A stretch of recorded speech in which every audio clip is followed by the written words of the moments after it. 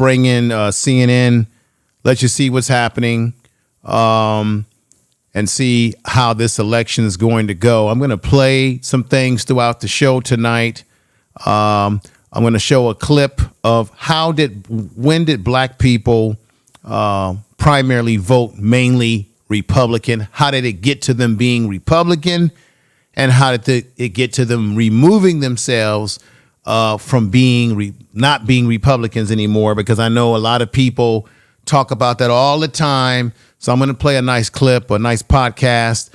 When they break a few things down, we're going to look at where this election's going. You need 270 electoral. I'm going to say personally, when it comes to the electric vote, that part of the popular, I think you should give it to the population. I think that the electoral system is a system that should have been done away with a long time ago, but it is the system that this country has. And I appreciate everybody coming out tonight. Tony D, Retro Music Man's in the house, Beverly Palmer. I don't expect a lot of people over here tonight. But what we're going to do is we're going to plug right into what's happening with this election. Will Kamala Harris be the next president? Would it be Trump again? Because I know that Trump right now has been getting a lot of those. He's getting close to that 270. And we'll see how this all works. I got to say, though, it's amazing to me that a man can have a felony and still run for president of these United States. And how many of you out there know people in your community who've had felonies and they can't even get a damn job? But this guy can get the biggest job. Potentially, he could get the biggest job on this God's green earth, even after he's been convicted of all sorts of things that are criminal acts that me and you would be behind bars right now for. Just want to put that out there. Kamala Harris, I know that there's people who don't like her, people that are not for her. There's the whole issue about her race, her ethnicity, all these different things. We saw Obama come out and tell black men, you got to vote for her and don't be sexist and what have you. And I got to say, it's funny how, Kamala Harris is both, supposed to be both black and Indian, but there's been no pressure on Indian men to vote for her either. I just find it interesting. So let's go in here and see exactly what's going on right now with with Kamala Harris, with Trump right now.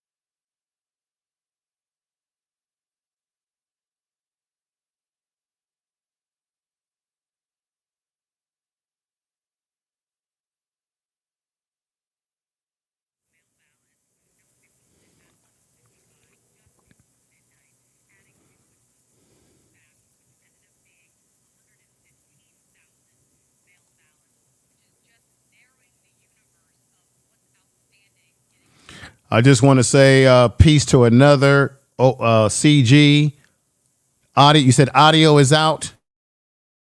Let's get this back. Let's get this back working.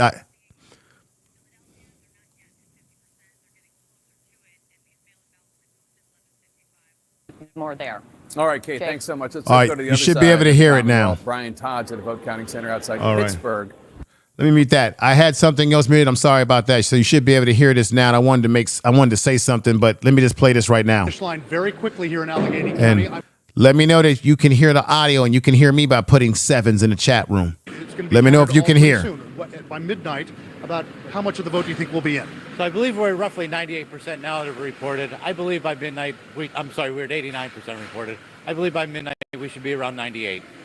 And to clarify, just about all the mail-ins have been reported by now. Will not be, or any military or overseas ballots, which they have an extra week to return their ballots, and they'll be scanned in later. And an illustration is right behind us of the votes coming in. Explain to our viewers what these are and where they're going to be put. So these yellow bags are the physical paper ballots that voters have voted. They are put in these bags and sealed and locked. The seal numbers are traced for chain of custody, and they will be locked up and kept here. Just how smoothly has it gone? Because we've heard that it's gone incredibly smoothly here in Allegheny. So this crew that works here on Election Day, they've gotten really good at this since 2020. I mean, we posted our first batch of approximately 186,000 mail-in ballots by 8:02. And by law in PA, we're not allowed to post any results before 8 o'clock. Is there anything we can look to be outstanding after midnight tonight? Just the provisional ballots, which we are sworn in on Friday to start our return board. That is our recount. That's when we'll start researching those provisionals, see how many we have, and start counting those. And again, like I said, the overseas and military ballots, which will count and get into the system next week. Any sense of how many of those there are? Less than 4,000 total. David, thank you very much. Great update. All right, guys, back to you. Allegheny County, close to the finish line here. All right, Brian, thanks so much. Let's get more on the Commonwealth of Pennsylvania with Pamela Brown, who's at the... Hey, everybody. Let me just say something. I want to thank everybody that is here. You're right. He does look nervous, but keep this in mind. There's a lot of votes that have not been, there's a lot of, you got the absentee votes, a lot of ballots that have come in that they haven't even counted yet. So this whole situation won't be official until maybe tomorrow, next few days. Who knows? Because there's still a lot more votes coming in. The issue is if Trump gets to 270, technically, if he gets to 270, then technically they say he's the winner. Kamala Harris, if she can get there, if the math is not mathing for her, she's not going to win this. It'll be Trump, another Trump administration. And this is the question I want to know. I've been saying this and saying this. I'm going to keep saying this. What do black people, whether black people voted for Trump or Kamala Harris, either one of them get in, what do black people get for their vote? Because Trump hasn't told black people what he's going to get, what they're going to get. Kamala Harris threw something together for black men in particular as sort of a carrot to get black men to vote for her. Then they turned around and they used Obama to wag his finger at us. But at the end of the day, what do black people get from the vote when we've been getting the short end of the stick, not just in this decade, but for decades we've been getting the short end of the stick? I just want someone to answer that question for me. We've been getting a short end of the stick for a number of years. Let's hear what this man is talking about the map right now in Buck County. President, if you round up, again, President Biden was at 52. If you round him up, you say that's not a huge difference. But Jake, you know the Commonwealth very well. In the competitive swing counties, a half a point or a point can matter. And right now, that number is not good for the vice president. Indeed. And CNN can bring you a projection now. Folks at home, CNN projects that the state of Oregon will go to Kamala Harris. As expected, Oregon, with its 8 electoral votes, will go to the Democrat Kamala Harris. Let's take a look at the electoral map. So right now, Donald Trump has 211 electoral votes. Kamala Harris has 153 electoral votes. 270 are needed to win. Let's take a look at the key races now. Arizona. 211 to her 156. Damn, he gets that 270. With a roughly 3,000 vote lead. That's with 51% of the estimated vote in from the state of Arizona. In battleground Wisconsin, Donald Trump maintaining his lead, 50.4% of the vote. Kamala Harris has 48% of the vote. Donald Trump with a more than 50,000 vote lead right now with 63% of the estimated vote in from the Badger State. In the Commonwealth of Pennsylvania, Donald Trump maintaining his lead, 51% of the vote. Kamala Harris has 47.9% of the vote. Donald Trump with more than 165,000 more votes than Kamala Harris, with more than three-quarters, 76% of the estimated vote in from the Commonwealth of Pennsylvania. In battleground Georgia, Donald Trump in the lead, 50.9% of the vote. Kamala Harris has 48.3% of the vote. Donald Trump has a more than 131,000 vote lead over Kamala Harris. That's with 90% of the estimated vote in. So they got 10% to go there in Georgia, but Donald Trump in the lead. In North Carolina, another battleground, Donald Trump still in the lead there with 50.7% of the vote. Kamala Harris with 47.9% of the vote. Donald Trump has a more than 138,000 vote lead over Kamala Harris with an estimated 87% of the vote in. In battleground Michigan, Kamala Harris is in the lead, 50.2% of the vote. Donald Trump has 48% of the vote. Harris has a more than 40,000 vote lead over Donald Trump with 33% of the vote in there. John King? So, Jake, just going through.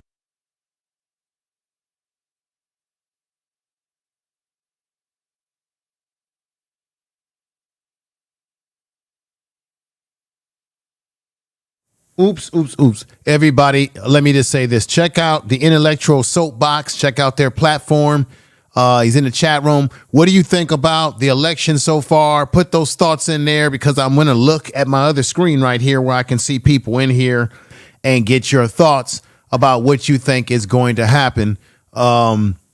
He's got 211 electoral votes. Kamala Harris is at what, 156, something like that, 159. All he needs is 270. However, you still have more votes coming in. Let's hear what they're saying right here. Votes, right? So when you're losing ground in each of these counties, it hurts. And so let's just come over here. This is Luzerne County. This is Trump country, Pennsylvania. Harris getting 42%, 43 if you want to round that up. Trump at 57. Again, 43 for the vice president, 42. So there she's competing, not so bad. There. So you're just looking for the pieces as you come through. Carbon County, 65 for Trump. In 4 years ago, 72% for Trump. So, Alicia, you hope that Trump wins. So I'm not here tonight to tell people who they should vote for. I'm not going to criticize. You have a right to vote for who you want. But the question, again, is even when we vote for either of these parties, whether it be the Republican Party, the Democratic Party, what do black people get? What are we going to get? What's the big surprise for us? Because I'm going to tell you, as we were critical of the Biden administration, if Trump's administration don't do shit for black folks, as black folks are touting the Republican Party this year, then the Republican Party will be fair game, and Donald Trump will be fair game just like any other administration if he don't do nothing for black folks. That's my agenda. Either whoever get in office, what do black folks get from it? That's my agenda. Because these presidents are interchangeable. I'll tell you why. They come around every 4 to 8 years. You've got a Congress, you got a Senate, you got people in those seats who actually hold power. Whereas presidents become figureheads. Just think about that. What Kate Baldwin just told us is absolutely essential. It was Saturday morning in 2020 when that last installment from Philadelphia came in. The next installment will not be the last installment from Philadelphia, but she said tens and tens of thousands of votes, right? The Vice President of the United States is getting 77% of the vote right now in Philadelphia. They're approaching 70% reporting. All right, you come back in time, the President of the United States was getting over 81% in Philadelphia. Again, Miss Mocha, what's going on, sister? What's going on, sister? Democratic coalition. This is the foundation. Miss Jackie Gaines, good to see you here. Foundation of Philadelphia. At the moment, she is underperforming the President of the United States, and she has to make up 178,000 votes. The math there is pretty clear. It's not mission impossible, but the more you get deeper into the count, the question is, after this next big batch of votes from Philadelphia, does it become mission improbable? I think is what you're looking for as we wait for more votes in the Commonwealth of Pennsylvania. And again, Trump wins Pennsylvania, the map gets near impossible. Not impossible, but near impossible. There have been stories written. So as you already know, everybody, she needs Philadelphia. If Kamala Harris can pull off Philadelphia, then it makes it easy for her to get to that 270. She can move up on Trump pretty quickly. So we got to see what's going to happen. I wonder how many people didn't even vote, right? I wonder how many folks just voted the couch and didn't even decide to go out and vote. I'm curious to see what those numbers are. And I'm also curious to see when this is all said and done, what are the full statistics on the black vote between black females and black males? Let's go to what they're saying right here. On track to, if he keeps the percentage he's at now, right? He's at 18% there, and he had 132,000 votes. He's at 117,000 votes, and we still got 30% of commit. So it sure looks like he's overperforming 2020. We're not done yet, but it sure looks like that. And then so the analysis afterwards will be, who is it? Is it black voters in Philadelphia? There are some suburban areas outside of Philadelphia there. There are some affluent white voters there as well. But that will be the analysis afterwards. The thing that strikes me is we're going through these states. The thing you heard in the last week from the Harris people is that we're on the ground. Our labor allies are on the ground. Our progressive groups are on the ground. Our LGBTQ groups are on the ground. We're knocking on doors, and we don't see the Trump people anywhere. Right? Trump did sort of contract out his get out the vote. I was in 7 or 8 of these battleground states in the last couple of weeks. We didn't see many Trump people out there at all, just doing phone banks. But what happened in 2016 is Trump's support was organic. It was organic. And so, the Trump campaign says, texts and phone calls work to turn out voters. Democrats think it's knocking on the doors. If this map holds up, that's going to be a big conversation about motivating and turning out voters in this technology age. What works best? What kind of contact works best? Or, the vice president's campaign, well, they say she only had 110 days. She didn't have enough time to introduce herself. Or, that part, we're not done yet. But that's what's going to happen. If that meditation happens, is good. The finger so as you can see, the Democratic Party, we're not there yet. But as you watch this map, as you can see right there, she's at Kamala Harris is at 153 with the electoral vote, and Donald Trump still hangs at 211 with the electoral vote. California, Donald Trump ain't getting California. California is blue. He ain't getting none of that. Let's hear what they're saying. Trophy he would very much like to claim after losing the popular vote in 2 elections in a row. And you also know there are people in the senior echelons of the Trump campaign who say that they still do direct mail because there's said seniors, you can't reach seniors through texting and emails, that the way to reach them is with direct mail, which a lot of people in politics today laugh off. But guess who votes more than young people? Seniors. Sarah Seidner, let's go to Wisconsin if you can, because I want to bring in Sarah Seidner, who's at a vote counting center in Milwaukee right now with 66% of the vote in. Donald Trump is in the lead there with 50.6% in Wisconsin in general. Kamala Harris with 47.8%. Donald Trump. I appreciate y'all being here tonight. Almost 60,000 votes. Sarah, you have officials with you who can tell us about the outstanding vote in Wisconsin. Still about a third of the state's vote is outstanding. What can you tell us? Yeah, we just heard a big cheer go up here in Milwaukee at the central count, as they call it, because all the wards have finally reported. So they are counting these ballots as fast as they can. They do believe that they're going to be able to give some kind of idea of this count after midnight. It will not take the extra 2 or 3 hours they thought it might because of that problem with what happened with the tabulators, which, by the way, are right behind me, one of them. All 13 of them, there was an issue, a door was not locked, and so they, out of an abundance of caution, decided that they were going to rerun through the absentee ballots, 30,000 of them, but they've been able to do that, and now they're about 80,000. What's going on, good sister? 325,000 that have already been processed. All right, with me now. I just want to say thank you, everybody that's here. Make sure you check people's channels. We got some content creators in the chat room. Make sure you write either their names down so that you can go back and subscribe to their channels and the content they put out. I'm going to say it again. What do black people get for their vote from either party?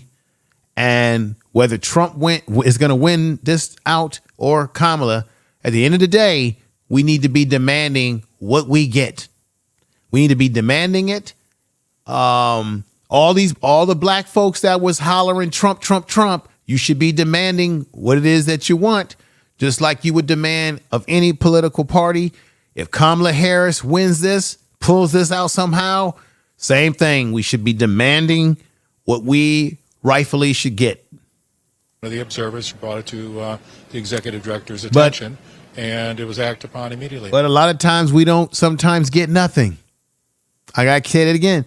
A lot of the times, black people, we put so much investment in these political parties, and oftentimes we get nothing out of it. They treat us like Charlie Brown on Halloween, where he gets rocks in his bag. Sometimes we get absolutely nothing. And I know, Alicia, that you said that that a lot of people were helped out during the pandemic with the stimulus checks. But guess what? The stimulus checks is your own damn tax money. So they wasn't doing us a favor by giving us the money that we pay into the system from our taxes. We should have gotten it. Hell, in Canada, they were giving people checks every month in Canada, taking care of folks. So the money that we got when it came to those stimulus checks, that was already our money. They wasn't doing us no favor, giving us money that was already our money. I'm just saying it was already our money, our tax dollars. So we should have gotten it. We should have gotten it regardless of who was in the White House. No matter who was in the White House, they had to do something because the country was in a freeze fall because of that virus that was running around. Let's just hear what they're saying. I'm just saying that it was our money. Agreement. This is going to be a free and fair election here in Milwaukee. People are watching every single bit of this and agreeing that things are going as smoothly as possible after that hiccup earlier today. Jay. All right, Sarah Seidner in Milwaukee, thank you so much. Appreciate it. Let's take a look at Milwaukee and Wisconsin. Misunderstood. Everybody that's here, thank you. Music Man. The vote in the state in general. All right, Wisconsin. Tell me about the WOW counties, if you could. So you're right around Milwaukee or the WOWs. Let me get to it in just a second. I just want to interesting. Number one, we've learned about Senator Johnson in recent years. He likes to put out press releases before he knows what the facts are. Sorry, it just happens to be true, especially about voting integrity. That's how it's supposed to work. A Democrat and a Republican standing side by side. They're supposed to do. They had a human error. We're all human, and they're fixing it. Right? That's how it works. Sometimes it means you wait a little while, but you have people in the room, eyeballs, both parties, eyeballs on everything. Yep. Everything's going to be fine. But the point Mr. Hague made at the end is instructive to me in the sense that if you come to here, you're down, you're the vice president, you're losing by just shy of 60,000 votes. This is the number one county. It is 17%, 17% of the state population. All right, let me read that. 66%. So you say, okay, there's still 40% of the vote to come in. But Mr. Hague just... Let me read what Alicia just put in there. She said, yeah, I feel you on the information, man, but he did more than just give stimulus checks. He gave extra money with unemployment to people, and my mom was laid off from her government job. I hear what you're saying, and benefit. Now, Alicia, that you're saying that all that happened under Donald Trump? Because I know that when Biden got into office too, I think he continued stimulus checks and things of that nature. So are you sure that that was completely under Trump, or was part of that Biden when he came in? Because I know Biden continued programs. Remember, it was Biden's administration that allowed people to stay at home. I'm just saying. It was the Joe Biden administration that allowed people to stay at home and not work and have to pay rent for several months, right? For at least a year, I think. So I think at the end of the day, I would say that if you're the president of the United States and you have a serious situation that the country went through under that situation, Alicia, that you was going to have to do something, whether it was Trump or anybody.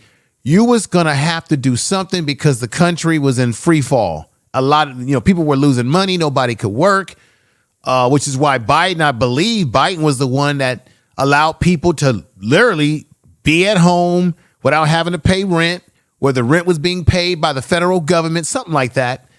I think all administrations, no matter who they are, you have to do something. But I hear where you're coming from as it relates to your mom being laid off from her government job and getting some assistance, from the Trump administration. I hear exactly what you're saying.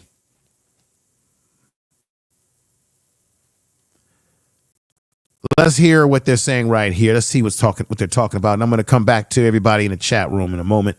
Can she come back? But if you're in the Trump campaign, you're also saying, do we have a cushion? Is there more coming in for us? And the answer is yes. Yes. Oh yeah, they got all that Green Bay vote. The answer is yes when you look up there. What's going on? The next thing we learned from Milwaukee is how many votes, what is her percentage, how does it affect the statewide? This beach is better. How you doing, sister? Yeah. We couldn't evict for a year because then I just want to come up here and look. Right. At this. So let me Again, go back. County, let me go back in here. Blue collar workers. Trump's. This beach is better. So that's right. For a whole year, tell me if I'm wrong or right. For a whole year, people could not be evicted from their apartments and their homes because the federal government, I think it was under Biden at that time, literally paid people's rent for like a year. Was it like a year? Now I wonder if some of that happened when Trump was in office and then Biden continued it or expanded it. Because, these things, you can have one administration that starts something, another administration comes in and expands it. There's a lot of different things that can happen. Correct me if I'm wrong. Put stuff in the chat room, whatever you guys are up on. Let me hear what this man is saying right now. Get another batch of Detroit, of course, Wayne County votes in Detroit. Very soon. They won't put a figure on very soon, but very soon. We know they're working hard, calculating those numbers, counting those votes, and that there have been no issues. They're not encountering any issues with machines, etc. This is just a process. 11:35 p.m. in Detroit, Michigan. County, where we were outside of Detroit earlier today. They are also expecting, they say, another batch of votes to be reported quite soon. And here where we are in Detroit, this is the location where they've been counting the absentee ballots. Just in the last hour, another 2,500 or so absentee ballots came in. So look like Kamala Harris is going to get Detroit. There's big numbers coming out of Detroit for her. This beach is better, says this. Correct. Rent free for a year. And then people were still getting unemployment too, basically living for free with government funds. And if I'm not mistaken, I'm just being honest about it. No matter what you feel about these political parties or these political individuals, I think that part was something that Biden put in place. When Trump was out of office, he came into office and he had to continue dealing with the aftermath of what happened with the virus. He put that together because people were completely out of work. People were getting sick. People were dying, passing away. There were people that were, not everybody was an essential worker. I was an essential worker, so I didn't lose anything. But if you weren't an essential worker, people got laid off. Like Alicia said, her mother got laid off, and I really feel bad that happened to your mom. It just was a bad time. Those 3 years on this planet was a very horrible 3 years that we all went through. Horrible. Let's see what they're saying here real quick as I go through people's messages. They changed the law in Michigan so you could count some of the early votes, beforehand and then release them after the polls closed. So it adds to the why. All right, let's go back in it. Right let's now, go back in here. What, which is an 86,000 vote. Okay, so let me see. Music Man 1982 says that did they pay their rent or did prevent the landlords from? Yeah, you know what? You're right about that, Music Man. I think it was Biden signed something. He did an executive order that kept the landlords from basically being able to evict people. But what happened is, I think the landlords got paid. They got a government subsidy. I think the government, when we talk about the government paying people's rent, the government was literally giving money to the landlords. If I'm not mistaken, tell me if I'm wrong or right. The landlords were benefiting from the program that Biden had in place. I believe Biden was the one that first put that in place. The landlords benefited because they were the ones getting paid for their losses to let people stay there. So individuals didn't have to pay their own rent out of their own pay. The government paid for everything. And I believe if you were a landlord, you got that money. There was some benefit for you as a landlord because, of course, landlords were losing money, too, if people were not paying them rent. Let me see. All is well, brother. Really been going through it a lot. The Most High God is good. At the time, went from homeless to a stable place to stay. And I just buried my husband. Oh, I'm sorry. I'm sorry to hear about that. Express goddess. I'm sorry to hear about that. My prayers goes out to you. And I'm sorry to hear about your loss and the things that you've been going through. I'm sorry that those things have happened, and what have you. Wow, that's a lot to deal with. Let me see something. And what do they do to the statewide total? All right, John. Well, CNN has a major projection. CNN projects that Donald Trump will win the state of North Carolina. This is the first of 7 battleground states that we're keeping an eye on, and we are calling it for Donald Trump. What does that mean for the electoral count? Donald Trump now has 227 electoral votes. Kamala Harris has 153. 270 are needed to win. Let's go to Trump HQ in West Palm Beach, Florida, where we find Caitlin Collins. And Caitlin, CNN is now calling North Carolina for Donald Trump. This is the first of 7 battleground states that the campaign is watching with.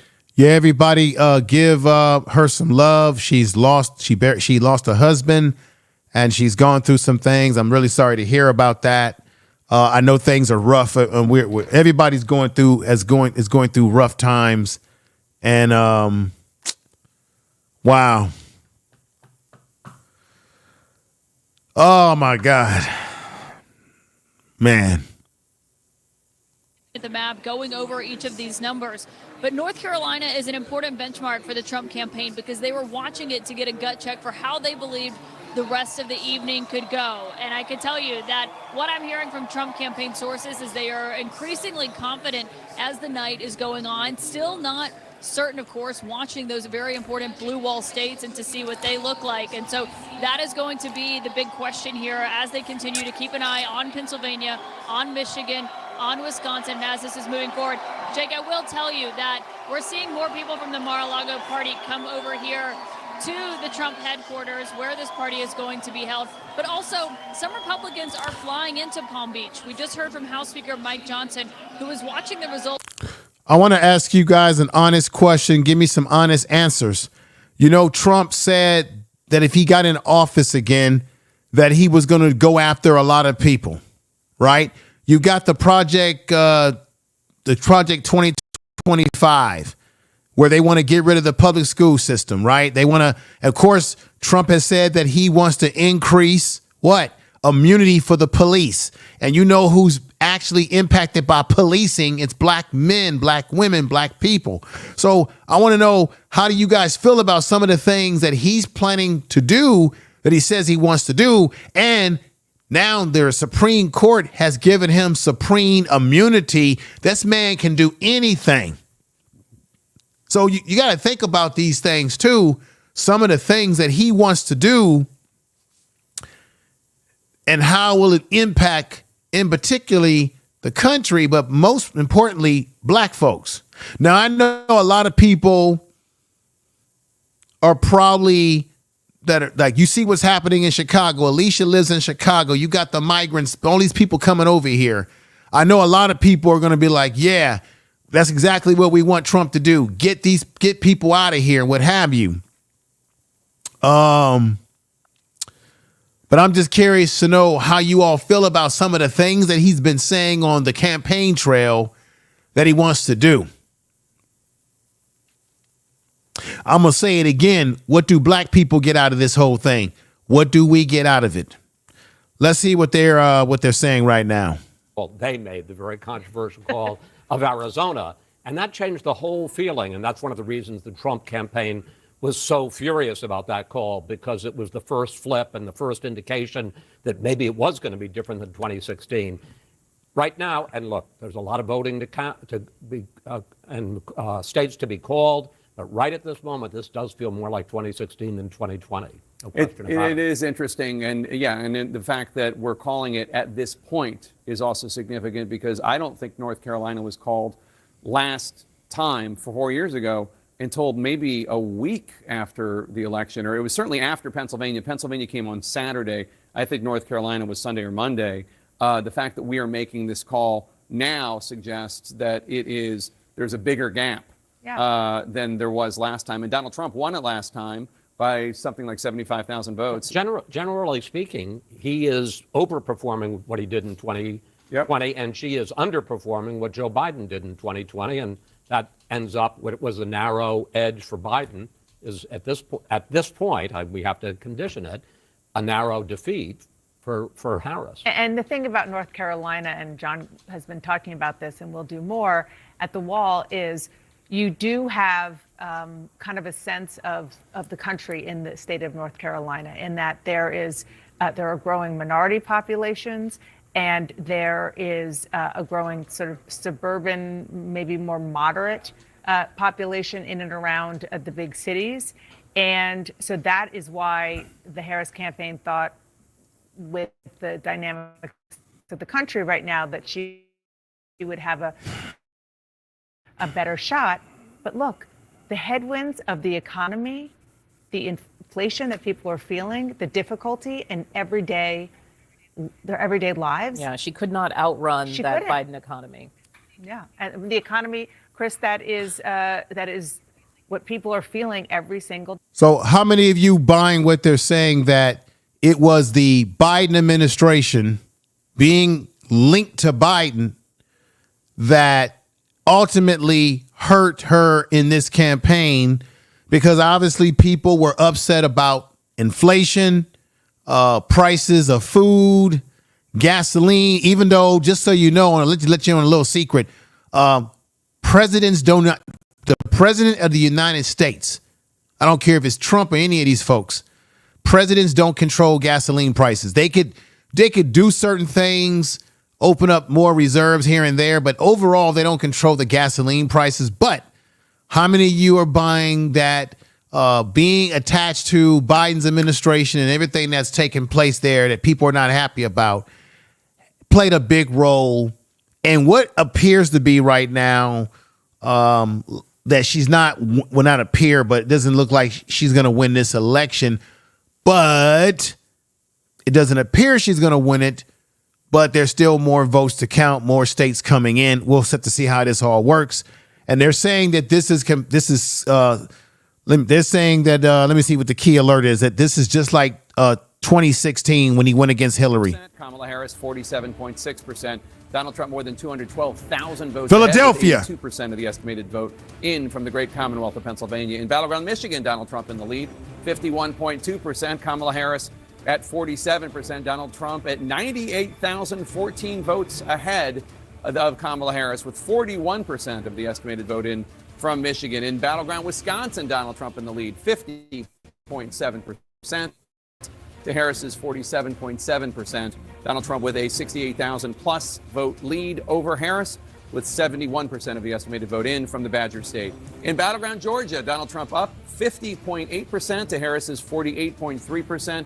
Donald Trump with 128,582 more votes than Kamala Harris, with 92% of the estimated vote counted in the state of Georgia. In the state of Arizona, another battleground, Donald Trump in the lead there, 49.8% to Harris's 49.3%. Donald Trump with a 7,588 vote lead over Kamala Harris. That's with more than half, 52% of the estimated vote in. In Nevada, Donald Trump in the lead, 73%. Kamala Harris with 26.2%. Donald Trump with a 10,985 vote lead over Harris. That's with only. So you think that Biden would have been better against Trump when Biden was having all these neurological problems and stuff like that? Let's see what the projections are. Looks like Trump's going to get Nevada. A major moment for Republicans. They have just flipped. They are expected to flip their second Democratic seat of the night. This one coming in Ohio. There, Republican Bernie Moreno defeating incumbent Democrat Sherrod Brown. Moreno, the owner of some luxury car dealerships, who invested early in blockchain technology, fought to attach Brown to the Biden administration more broadly, specifically on issues like immigration. Sherrod Brown, a populist who had survived some difficult tests in his state before, cannot overcome the political headwinds he is facing. Donald Trump has now won Ohio 3 elections in a row, and it's simply too much for the incumbent Democrat to overcome. So we are projecting that Bernie Moreno is your new junior senator from the Buckeye State. Meantime, 4 Democratic holds. The first one, a historic one in New Jersey. There, Congressman Andy Kim is set to become the first Korean American ever to serve in the U.S. Senate. He defeats real estate tycoon Curtis Bashaw. Meantime, in Virginia, there, incumbent Democratic Senator Tim Kaine, a former vice presidential candidate, he's projected to defeat Hung Kao, a former Navy captain. Another Democratic hold to tell you about this one, Martin Heinrich, the incumbent senator there, seeking his 3rd term. He defeats Nella Dominici, whose father was the last Republican senator elected in New Mexico some 20 years ago. Another Democratic hold to project for you, this one coming in the state of Washington. There, Democratic incumbent Senator Maria Cantwell wins her 5th term as she defeats Raul Garcia, an ER doctor. Now, what does that pickup in Ohio mean for the magic number? We started out the night with Republicans needing to pick up 2 Democratic seats to take control of the chamber. With West Virginia and Ohio, they have hit 2, and now they're seeking to pad those numbers. Currently, as we speak, Republicans are leading in 4 seats currently held by Democrats. Let's get you an update on where those are right now with some key race alerts. These are live results coming into CNN. We start with the state of Wisconsin. There, the CEO of California-based SunWest Bank, Eric Hovde, is 29,000 votes ahead of Democratic incumbent Senator Tammy Baldwin, who's seeking her 3rd term in office, 70% of the vote. And we just got an update. The lead pretty much the same in Wisconsin for Hovde. In Pennsylvania, this has been going back and forth all night, but right now, the former CEO of one of the largest hedge funds in the world, Dave McCormick, currently leads incumbent Democratic Senator Bob Casey by about 120,000 votes. Still a very close race. This one also a very expensive one. 81% of the vote in the Commonwealth of Pennsylvania. Now, Alicia, you let me read what you said here. You said, I worked on the election polls too, information man, from 6 a.m. to 7 p.m. today and did early voting the day before. Wow. That's fantastic. Let me give you a clap on that one. That's fantastic. Fantastic there. Let's see what they're talking about, right? See, so right now they're talking about the Senate race. You got various Senate races for the Senate. Okay, here go a projection coming in. Let me see. Washington State, as expected, will go to Kamala Harris. Washington State with its 12 electoral votes to the Democrat, Vice President Kamala Harris. Let's look at the electoral map right now. Donald Trump has 227 electoral votes. Kamala Harris has 165 electoral votes. 270 are needed to win. We are waiting for more votes in the big 3 blue wall battlegrounds of Pennsylvania and Michigan and Wisconsin that both campaigns are watching very closely right now. A total of 6 top battlegrounds remain undecided as we get later into this election night. Stay right here for the next big rollout of votes. Right now, we're going to squeeze in a quick break. Stay with us. All right, everybody. Let's go over here and I want to play something for you right here about black people. This was a podcast and they were talking about how did black people originally go from being Republicans to becoming Democrats. Let's go with this right now. Check this out. And the Republican Party being the ones to vote for the abolition of slavery, the South being a very democratic South and or a Democrat, population in the South.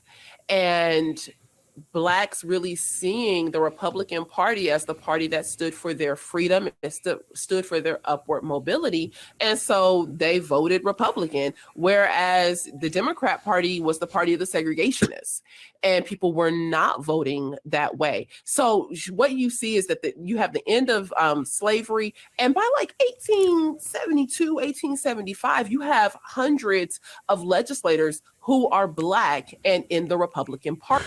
You're absolutely right, Music Man, 1982. This election has broken long-standing friendships and families because of people who are fighting over whether to vote for Trump or Kamala. It's really, to me, Black people, in my opinion, should not be fighting over this political situation, because at the end of the day, what the hell do we get out of it? We put all our energy into it, and then we break up our friendships, our bonds with people. And then what's going to be really sad is if either Trump gets in, looks like he's going to get in, or Kamala Harris get in, and they don't do absolutely nothing for none of us. Then it makes you look real goofy. Let's continue this. Party. Yes.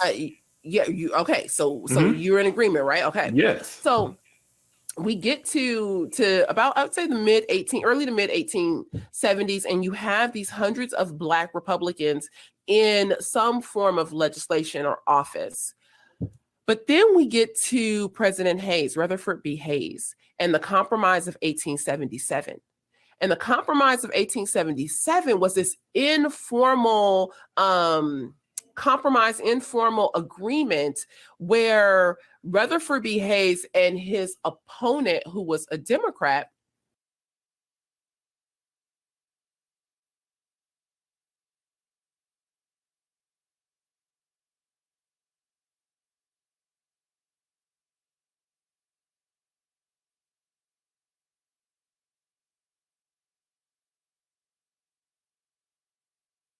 they were like 1 or 2 votes away from each other in the election results. The two sides came together, and it was decided that if Hayes would become president, if they gave the presidency to Hayes, they were willing to give the presidency to Hayes if Hayes removed the military from some of the southern states that were upholding the Reconstruction era policies. Yes. Hayes, and now the Reconstruction era policies were benefiting Black people. The Reconstruction policies were benefiting Black people until this dude named Hayes came in and screwed everything up.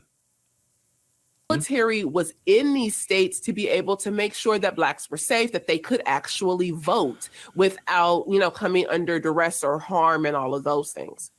Hayes he agrees to this, and it wasn't just the removal of the military. There was something with like a transcontinental train line. I want to say the Texas and the Pacific maybe train. Thank you, sister. Train line that was a part of this deal. I'm sorry that my mic was muted. I had my volume down. Make sure you check out this sister's channel that you see on the screen there. Check her out. Let me hit this again. Nothing ever came about that. There were a couple other issues in this informal agreement. The only thing that actually took was military being removed from some of these southern states, these prominent southern states that were upholding Reconstruction era ideals.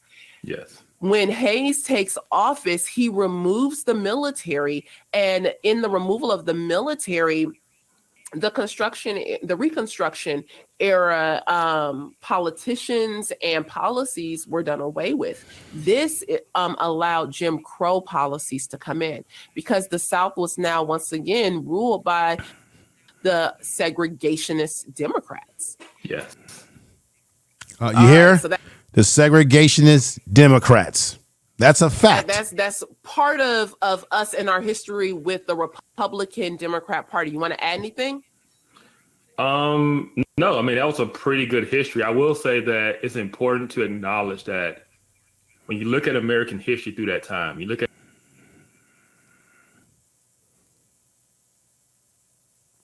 Okay. Let me hit this again.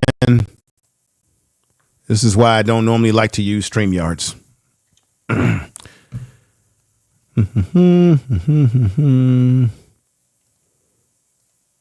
All right, let me pull out of there and go back in here. Thank you for hanging in there with me. This is why I don't normally like to use StreamYard a lot. Hawaii. Over to John King now at the Magic Wall. John. So, Jake, a quick look. You just went through the numbers. Just want to look very quickly. These three states, Wisconsin, Michigan, and Pennsylvania, will determine the fate of the Harris campaign, whether there's any chance she can come back. As we wait to see those results, I just want to show you something. Bring it up. Remember January 6th? Donald Trump was finished. Even Republicans were running away from Donald Trump. Donald Trump is What's going on, Snowman? Coming in from Twitch. This is Trump overperforming his 2020 performance by 3% or more. Right? This is a statewide look. We're not done with some of these counts out here, so this will change a little bit. But Donald Trump overperforming 2020 after January 6, 2021. That's the statewide look. Yeah, Miss Kim Blingbar. Miss Kim, thank you for coming in tonight and saying hi to me as well. Thank you for coming in. Everybody that's come in to listen, to watch, listen, what have you, see how these results are coming out. I want to say thank you.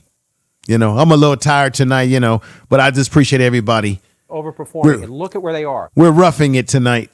In red areas. His vote is getting higher in the areas where he wins elections. Yes, there are some blue places where he's overperforming, but just look at battleground Pennsylvania. Look at all these red counties, places that Trump wins, where he's overperforming. Taxing you to death, yeah. What he did in 2020. Then yeah, I hear what you say. Let's go up to battleground Michigan. These are the decisive states. I hear what you're saying right now. Look at in the area. Let me read what you're saying. I hear what you're saying there, brother AM1. You say it's way too easy for media and political propagandists, to play with black people's mind. It's insane to watch. Hey, I've been saying the same thing, AM1. We got to do a show about this, man. I've been saying the same thing to myself, that it's easy to play with black people's minds with this political stuff, man. Oh, wait a minute. Here we go. Trump's got 230. She's got 169. Let's hear what they're saying before I go to another video for y'all. Way from the 270 needed to win. John King. So, Jake, let's look at the map where we are right now, and then we'll go through some of these battleground states where we're still waiting. But just look at the map right now. You see a lot of red, right? So let's look at the 2020 map. You see the blue, right? The blue wall states, Georgia, Arizona, Nevada. Right? Let me play something else for y'all real quick, just real quick. Here we go. Check this out. How do you feel about the upcoming candidates for the presidency of the United States? Well, I don't really feel anything as a black person in this country, because everybody, if you don't know, I'm really more of an anarchist than anything. I'm so tired of us as a people. We so fractured and so lost and so ignorant and naive. Black people, man, we out of there as a people, man. Black people fight harder for these white folks system and these white folks establishment and for these white folks acceptance more than anything. You steady fighting for some shit that ain't yours. Black people out here, nobody politics harder for these presidential campaigns and all this here than black people. And nobody gains less from any presidential candidate that's ever elected, no matter who it is. Black people never gain anything from a president being elected, but black people are the most passionate about it. So passionate that we create splinters and we create fractions. We can't come together as black people because we so busy arguing about the white folk system, because we got problems with what somebody believes about a system that don't even care about us. You got black people can't stand other black people because of a presidential race, and ain't neither one of them in the end gonna do anything for us. Go back as far as you want, man, and tell me what has been done for us to be so irate about who gets elected president. at the end. Do you agree with some of the things that this brother is saying? I know it's polarizing. It can probably get under some people's skin who may disagree, but there is an air of reality to what this brother is saying, because when AM1 put that statement in the chat room, we've already seen that play out with this election, with people fighting over whether they want to vote for Trump or Kamala Harris. It has caused a fracture within the black community amongst friends, as he said, colleagues, family members, loved ones. It's probably broken up some relationships, this election. Let's hear some more, and then I'll go back to what they're talking about on CNN. The other day, we all get the short end of the stick. Being a black person here in America, I could care less if it's Kamala or if it's Trump, because at the end of the day, I still got to wake up and pay my bills. I was online and I seen this thing with Ricky Smiley, and all of these, man, if you promote anything about this system, you are an enemy to black people. If you are a black person and you steady preaching to black people that they need to do it, we are not going to find the answer for our problems within the system. Because if you look, wait till he says this very system causes all of our problems. So why would the system that causes your problems solve your problems? It don't make sense, man. The root of every problem that black people have in this country comes from this country. But yet you steady run to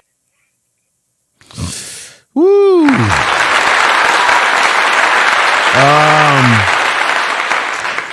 How many of you in the chat room agree, maybe disagree with him, but maybe you agree with him very strongly? I got to be honest. You can't deny that the things that he's saying is rooted in some truth. There is a lot of truth to what the brother just said, that you just heard right there. Let's see. Jackie Gang says it's easy to get the local candidates out of office than it is the president. Yeah, you make a good point there. Who is he? This brother, Mr. Green, he was on a podcast, just speaking his mind. And that podcast is The Green Room.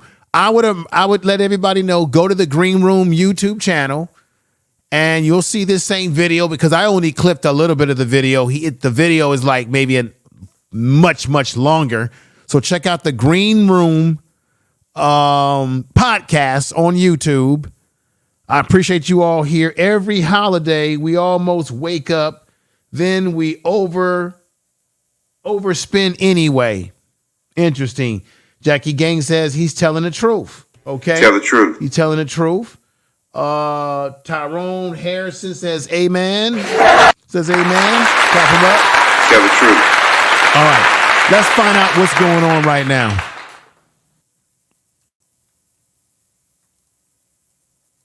Delaware County, Chester County, Montgomery County. There's still some math to be done there.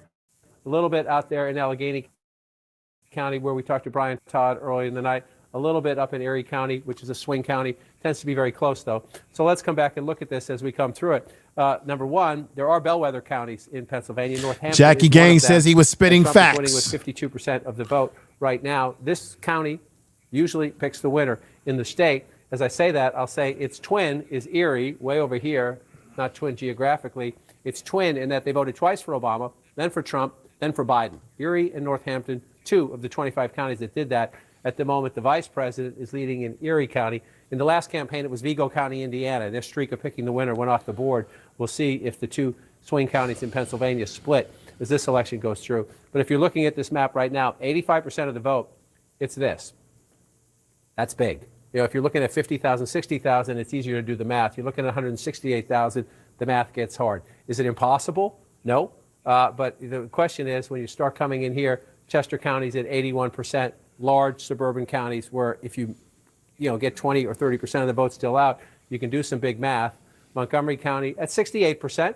As you can see, this is a much more populous county, so you're waiting for the 30% to come in there. The vice president would have to win it gangbusters, probably higher than the percentage she's getting so far. I just want to check it against President Biden.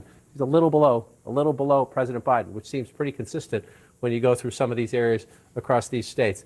Bucks County is this one here. Yes, I'm in the right place. That's Montgomery. Oh, Bucks has turned red. That's why I couldn't find it, because Bucks has turned red. Only 55% of the vote in. But if this is red at the end of the night, Donald Trump's going to win the Commonwealth of Pennsylvania. This is the more blue collar, the more competitive of the three collar counties. It's Bucks, Delaware, and Montgomery. Used to be, this was solidly Democratic. I'm going to say if it's pretty obvious that if she doesn't get Philadelphia, her road to 270, she's not going to get there. That if Donald Trump outright gets Philadelphia tonight, game over. He'll get to this 270, and they're comparing what happened in 2020 compared to 2020. He's got 49%. Philadelphia, he's at 50.9%. Harris is at 48.0%. If she doesn't get the Pennsylvania, which was the state that they were really hoping that she would get, it's going to be very difficult for her. And it looks like Trump is going to get to that 270 a lot sooner than later tonight if this keeps up. Not much left there. So his vote is mostly in. Trump's vote is mostly in when you look at the map. But the question is there really enough there? And let's see where they are here. Right. 94% in Allegheny County. So again, you're getting Right. 59 to 39, 20-point gap. 20-point gap. So yeah, but it's got to be a The question is, how much of the Democratic vote has still not come in? Could she come back against Trump to take Philadelphia if all the votes have not completely come in? Because you can see there's some gray areas on the map there that there's still places that haven't come in yet. So we have to see how that works. Let's hear what he says here. 6% plus there. Not a lot of people, but when you've got 83 counties and you're winning 60 or 70 of them, that's how it works. And he builds it up there. And then the question is, can the Democrats overcome it with huge numbers where the people live? See? Number one, Wayne County, we're still only at 16%. So if you're in the Harris campaign, you're saying, okay, we have almost nothing or less than 20% from Detroit, right? So she's getting 62%. She has 88,000 votes. And Jake, if you go back to 2020, again, when Donald Trump won Michigan, he's getting 68, and he gets close to 600,000 votes. So that's sort of our test. When Wayne County gives us more votes, do we get a huge number like that, and is the split, right? Donald Trump at 30%, that's Detroit and the suburbs around it. Donald Trump right now, it's only 20%, it's less than 20%, 16%. So, but that if he's even above 30, right? Anything Yeah, he's above 30 is Wayne improvement County for him. is Detroit. So we can't see it all on this map. We have to get more granular. But Detroit, is he doing better? Is Trump doing better with the black vote? What about California? Or is overall turnout maybe down a little bit from 2020? That's a big question, too. And then here, you have Hamtramck. Kamala Harris has already got, she's got California. Those are two very important pockets of Arab American voters that were 200,000 plus voted for Joe Biden 4 years ago. We don't know. We don't have that granular detail just yet, but that was one of the big questions in the campaign. Spent a lot of time on my trips at Wayne State campus, younger voters, a lot of Arab and Muslim students at Wayne State, and a lot of young progressive students at Wayne State. Did they lose the youth vote there? A lot of the questions. Now, I'm raising questions that we'll answer in more detail tomorrow and next week and the week after that when we have final results. But if you're 158,000 votes ahead, only halfway in Michigan, I mean, I hate to say it, but you're looking at this and that's the best. Of the three blue wall states. Let's go to Wayne County right now. Let's go to Detroit, where we find Jim Sciutto, who has an update on the vote count there. Jim? Jake, there have been a lot of questions and some consternation as to why we haven't seen more data from Wayne County yet. And I just spoke with the Secretary of State, Jocelyn Benson, and we believe we have the answer here. I asked her quite specifically. And she said the reason is that Wayne County, in part, given all the scrutiny on this county as it impacts the outcome of the election in this state, is not reporting partial results. It's waiting until it has either all or the vast majority of those results in before it, in effect, gives that batch and makes it public. And I just want to highlight one point that's going to happen. I just wanted to give you guys an update on something. Kamala Harris has 210 electoral votes. Trump is at 230 electoral votes as of right now. And you just heard them say that all the votes haven't come in yet for Wayne County. There's a delay there. I don't know what's going on, but let's go back to what they're saying right now. Let's see this. Big part of Wayne County. So when that truck comes through the door, they begin to tabulate those. That gets us to the point where they're going to have, in effect, all the votes they need to count and get to that point where they're going to be ready to report those final figures. We were told it could be in the next few minutes. We'll be watching. We'll report back when it happens. But that could be the point when you get that big batch reported publicly. All right, Jim Sciutto in Detroit, Wayne County. And you were noting that we don't have Wayne County to the granular level, that we can't see Dearborn and other places where there were a lot of uncommitted votes during the Democratic primary. But just to remind our viewers, during the Democratic primaries, as a protest of President Biden's support for the Netanyahu government of Israel and its war on Hamas in Gaza, 100,000 Democrats voted uncommitted, as we presumably most of them as a protest vote against Biden for that issue. Yes, absolutely, and most of them were located here in Biting your nails, Again, I know. You have Detroit, progressive city, but also Hampton. Every election they hold it in suspense. That's true. American communities there that are very angry at the White House, and then the next one, you come out here again. This is Washtenaw County, where I've been 4 times, maybe 5 times. All right, let me read what you're saying right here. The truth. The truth will never go void. However, a lot of people who own homes, as well as people who are renting out apartments, lose their homes and apartments. A lot of people were out on the streets during COVID. Oh yeah, that's a fact. Now that's a fact. Now that cannot be debated. That's a fact. I saw it with my own eyes.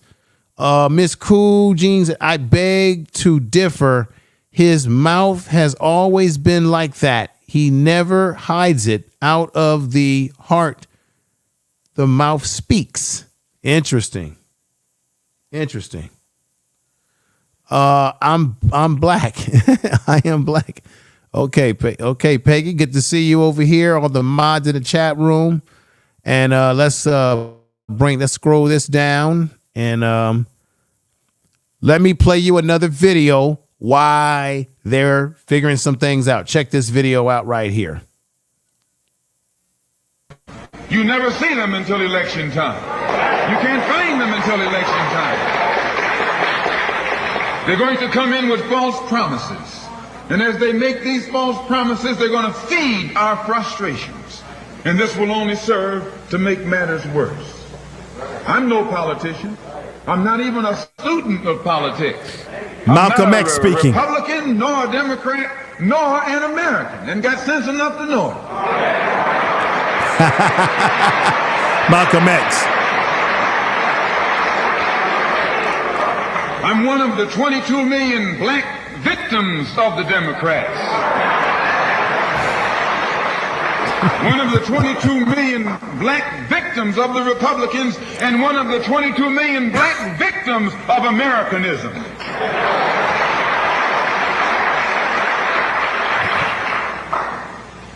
And when I speak, I don't speak as a Democrat or a Republican, nor an American. I speak as a victim of America's so-called democracy. You and I have never seen democracy. All we've seen is hypocrisy.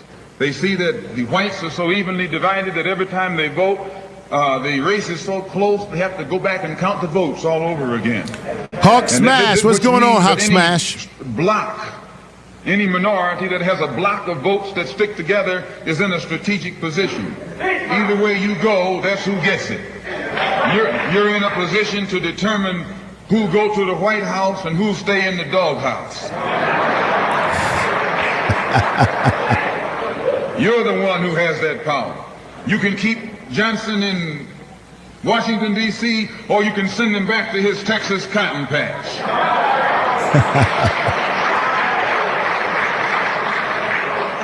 You're the one who sent Kennedy to Washington. You're the one who put the present Democratic administration in Washington, D.C. The whites were evenly divided. It was the fact that you let me threw say, 80% of your vote let me say behind peace the to Hawk Democrats. Smash. Good to see you over here, Hawk Smash. Good to see you. That put the Democrats in the White House. When you see this, you can see that the Negro vote is the key factor. And despite the fact that you are in a position to be the determining factor, what do you get out of it? The Democrats have been in Washington, D.C. only because of the Negro vote. They've been down there 4 years. And all other legislation they wanted to bring up, they brought it up and gotten it out of the way, and now they bring up you. And now they bring up you. You put them first and they put you last. Because you're a So that's the great are going to come into that's the great Malcolm X who said it best. And I gotta say, when I say what do we get out of the political system in terms of if Trump gets in, Harris, whoever, the bottom line is we got to demand something for our votes, you see. Let's go back and see what they're talking about right now.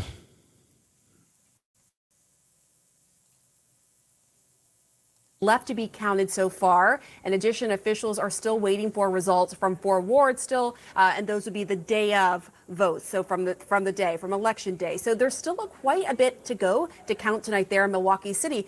For context, 69% went for Biden in 2020. And as I mentioned, this is the largest county in Wisconsin. So we're keeping a close eye on this. All right, Pamela, thanks so much. Let's take a look at Wisconsin as long as Pamela drove us here. Critical point she makes, 4 wards in the city of Milwaukee still have not reported their election day votes. And again, anecdotally, just texting people out in the state, they said turnout was good.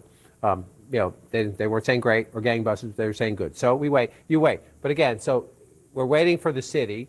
This is Milwaukee plus the suburbs around it. The county is what you see here. But she's at 66% and Joe Biden's at 69%. So when those city of Milwaukee votes come in, that not only does that percentage need to move, but that math needs to change quite significantly if you're trying to make up that. Now, 96,000, that's better than 150,000, right? Simple math, people. We always say politics can be very complicated sometimes. So as you can see, Kamala Harris, Donald Trump is at 230, still remains at 230 electoral votes. Kamala Harris at 182 electoral votes so far. Just wanted to say that. Let's go back in here and click the 55% of the vote. I just want to compare that. Same thing. That's okay. Yeah. A little better maybe, but it's not a ton of. It's just not a ton of people there. Then you come down to La Crosse. You're looking at the blue areas and you're saying, is there anything left? Not much left, right? It's not a huge swing anyway. So even if you pick up some votes, you're not picking up a ton there. So if you're looking at this map now, I just want to check what was our percentage here? 95% in Dane County, and these other blue counties around it. I'll hit them for you. You just see they're pretty small population-wise. I mean, not tiny, but again, you're at 95% Rock County, 95% Greene County, 92% Lafayette County. That one is a little bit smaller. So again, the math's getting really hard if you're trying to figure out can Harris come back in Wisconsin. And I would say simply that it comes down to that. And those I'll tell you, Peggy, that are out better be gangbusters. May I? I'll tell you, Peggy, what kind of country? America. Okay, America. America. Allentown, the city of Allentown is 54% Latino, 54%, and Pennsylvania, as we've discussed, has the third largest Puerto Rican population on the mainland, behind only New York and New York and Florida. So my question is, how is she doing in this Latino area compared to Joe Biden 4 years ago? Again, cannot go granular just into the city of Allentown. Right, full of criminals. Here, right? One that's full of criminals. Correct, Jackie. Thank you. You'd like to win it, but you're looking Thank you for that. I got it. Lehigh County, and you're feeling pretty good because you were Jackie, 46 last time. Peggy, I got to give y'all both claps.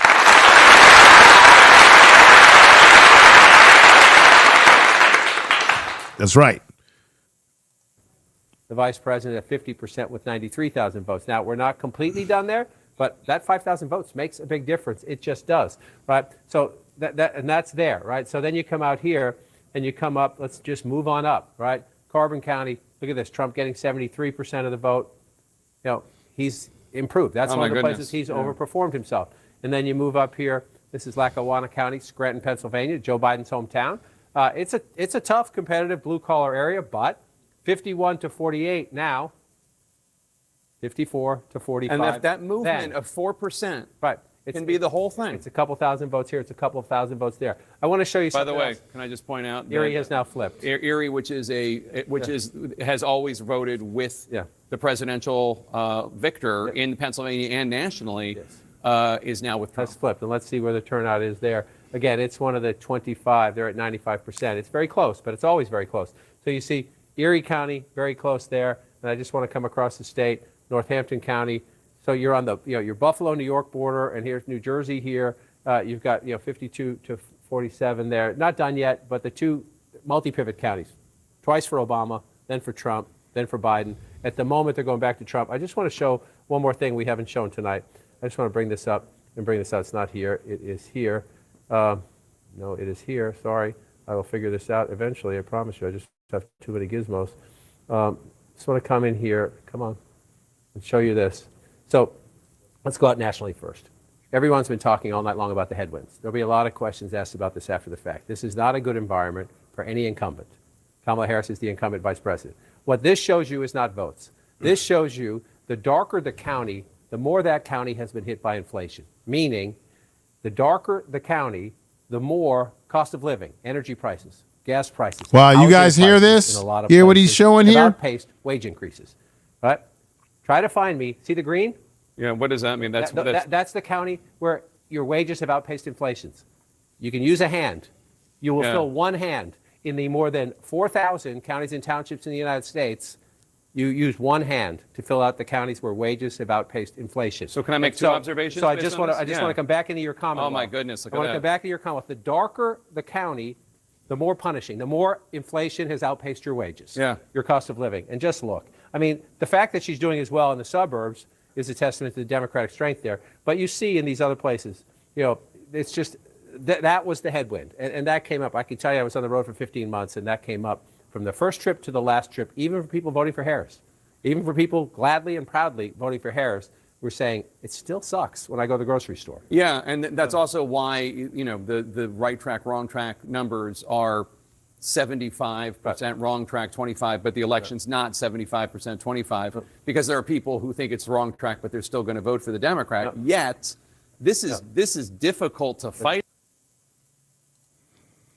Okay, Mrs. Kim says the latest presidential race are showing me that approximately 1 in every 2 people that vote think completely opposite of the way the other thinks. That's a fact. Tell the truth. You make a very good point there. He's winning Maricopa County. He is at the, well, that's just the, let's see, let's come up there. It's close. That one's close still at half and half as you bring that out. And then you come here. This to me, of all the visits, you want to talk a place that still has the COVID body bruise because unemployment hit 30%, twice the national average. On the spot, let me see. I mean, look at it right there. Where all right, let me read the own. More in out read here this. Housing. Let me read what On a Spot just said. On a Spot live, and make sure you check out her channel. Check out everybody's channels. Write names down. Says if wages aren't keeping up with inflation, it's time to own assets. That's a very good point. Very good point there. Let's see. On a Spot says this is the best economic policy for every household. And that best economic policy for every household is if wages aren't keeping up with inflation, it's time to own assets. Very interesting. Let's go and see what this lady is saying right now on CNN. He says the split will go marginally for Harris. So let's break down what we know about where some of that outstanding vote is. Chatham, 40,000 outstanding, I'm told. This is a county that went to Biden in 2020. Carroll, outstanding, 18,000. This is a county that went to Trump in 2020. And then you have the blue counties of DeKalb and Fulton. DeKalb has 3,000 outstanding ballots. Fulton has 2,000 outstanding ballots. Again, just to recap, tight margin, 118,000, 100,000 votes still out in Georgia. And Gabriel Sterling says it's the split coming from that will be marginally, his prediction is for Harris. But this is what the data coming in is showing right now. Back to you. John, do you have any questions for Pamela? You say the total outstanding votes is 100,000? He said 100,000 votes out. Yep. Well, and so I just gave you a little snapshot of where some of those places are. Chatham, Carroll, I asked, when are we going to find out these results from these counties? He did not have a timeline exactly for that, but hopefully soon. But the significance, obviously, that Donald Trump right now has a margin of 118,838 votes, and you're saying there's 100,000 left. If he's being literal, sometimes 100,000, they're getting calls from counties and they say 20,000, it's really 22. Right. They say 30,000, it could be 33. John, but if he's can I just jump in? Yes, please. Actually, we asked about how do you know these numbers, and actually by law, they have to have it. Actual numbers. So. All right, we got my man Naps TV is in the house saying, looks like there's going to be an orange Christmas this year. Yeah. Looks like it is. How you doing, brother? Good to see you over here. Much tell the truth. Much respect to you. Yeah, it looks like it's going to be that type of situation. She's at 182 in electoral votes. He still stands at he still stands at 230. But wait a minute, let me see something. Now wait a minute. I think she's at 210. What are they showing here? I thought she was at 210. Electoral map 270. I thought she was at, I'm looking at some other data that says she's at 210 right now. Yeah, she's technically at 210. CNN hasn't updated their numbers there. She's at 210, I believe. But it may be too late. I don't know. 132,000 votes in 2020. We're not quite done in 2024, but it's a lower vote count. It's the margins. Because we're not at 100 yet. It's down. Yeah. If he keeps that number, she's at that's 16 now. Okay. Absolutely. The margins. She's at 216. 78%. And there are some places that are swing counties, and you're fighting to move them. When you're starting a plan to run for president, and you know how deep Trump's support is across Pennsylvania, you know you have to do it here. You just have. It's fast. She's actually. He's right. She's at 216. I remember her being at 210 when they saying on here at 186. They need to refresh their thing, but you're right. She's higher than that. 216. He still remains at 230, I believe. I'm looking at some other data right here. What's happening in urban America, both in terms of the numbers, the turnout, the math, and the percentages. So I read this in an exit poll, and whoever is listening from the exit poll desk, Challenger, whoever, if I get this wrong or if there's been an updated number, please let me know. But it said black men in Pennsylvania in 2020, 10% went for Trump. In 2024, 25% went for Trump. Black men in Pennsylvania more than doubled for Trump. Well, if that number's true, I mean, after every election, you have the conversation, right? After 2016, it was what's happening to Democrats. Do you guys believe that 25% of black men in Philadelphia voted for Trump when before only 10% voted for Trump? Do you believe that to be true? Man, the gains among Latino men are among people who work with their hands, who have been punished. The conversations that strike you from 15 months on the road is, I could afford a new car, but then if any prices go up, a little lag. I cannot. Yeah, a little lag. So you're asking your mechanic, can I keep this thing on the road for a little bit longer? And your Christmas time, you're telling your kids you're getting one gift, not two. Or we were going to try to go to Disneyland, but we're not this year. Yeah. We're going to go to the amusement park, that's a couple hours away by car, but we're not going to Disneyland or some big thing like that. These are the conversations you're having in state after state after state with people who have working class jobs. And some of them, union auto workers, they think that's a good middle class job. Let me let you guys see a clip of Tavis, I got his name right, Tavis Smiley, when he was on CNN and they were talking about the economy, and Tavis Smiley was saying, well, who is the economy benefiting the most? It damn sure ain't benefiting the people that's poor. We hear about the middle class, we hear about the rich, but the poor are the ones that get left out of all of this shit. Let's hear Tavis Smiley just real quick here. Because the question for me is always a strong economy for whom? A better economy for whom? Black folks still lag far behind in every single leading economic indicator category. There are concerns, I think, amongst the demos about inflation.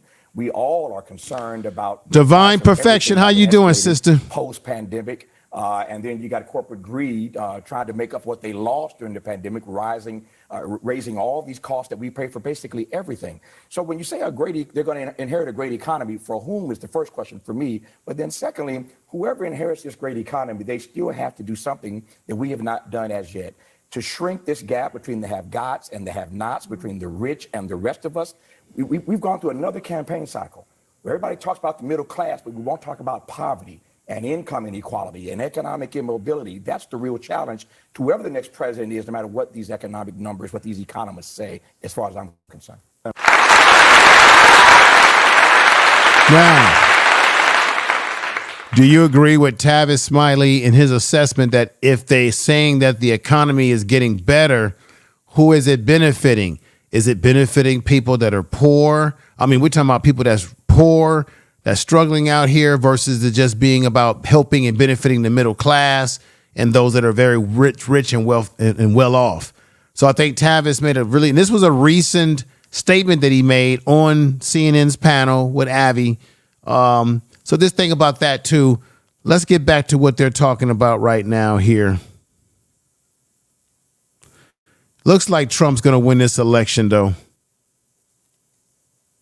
From Mar-a-Lago to here, as we know, this room is about to fill up pretty quickly, probably within the next half hour. Yeah, and of course the big question is what he's going to say. Obviously, he wouldn't come here likely and not take the stage that's behind us. It's already a room that's filled with his supporters. We'll be waiting to see what they say. Jake, obviously something that we've been watching closely, as ever since a few hours ago when those Virginia numbers were coming in, that was what first gave that sense of confidence to the Trump campaign. And obviously that has only continued to grow ever since seeing the calls in North Carolina. I want to say good morning to you too, sister. Thank you for being here. KMB. What's going on, KMB? She says, good morning. Something is not right.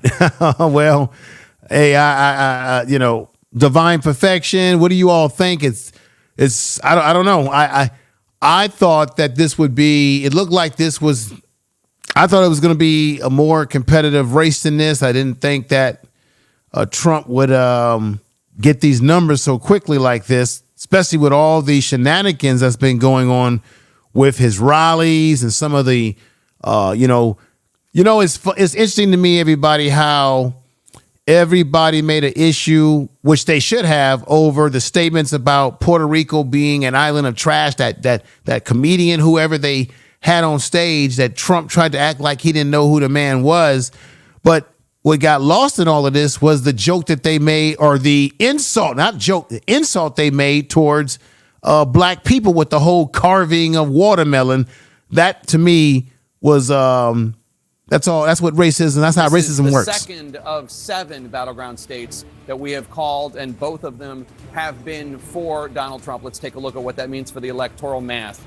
Donald Trump right now has 246 electoral votes. Kamala Harris right now has 182 electoral votes. There are 270 needed to win.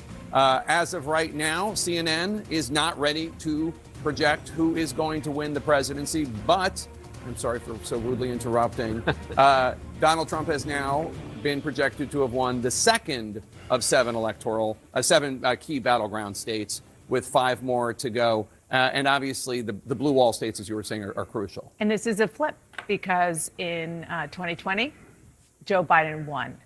Now, despite the fact that Donald Trump tried really hard to find those 11,000 plus votes, they weren't there.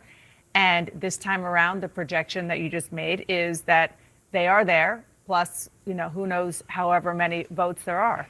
So this is even more evidence why we heard the Harris campaign manager, Jenna Malley-Dillon, say to reporters maybe an hour or 2 ago that the Sun Belt is basically gone, and they're looking at the blue wall, and they're still insisting that it is possible.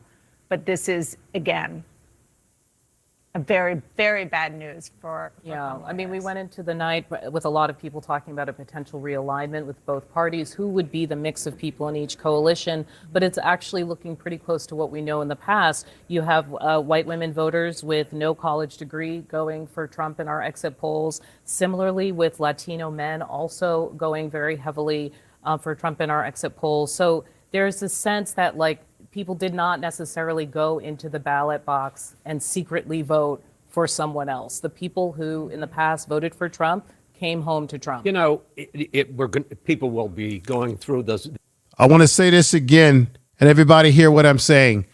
White women are the primarily group that brought us Trump in the first place. Remember, white women voted for Donald Trump at the tune of 53 to 54% when he got in office the first time. It was the white vote. Latinos were voting for him. The same thing has happened this time. White women overwhelmingly still voting for Trump.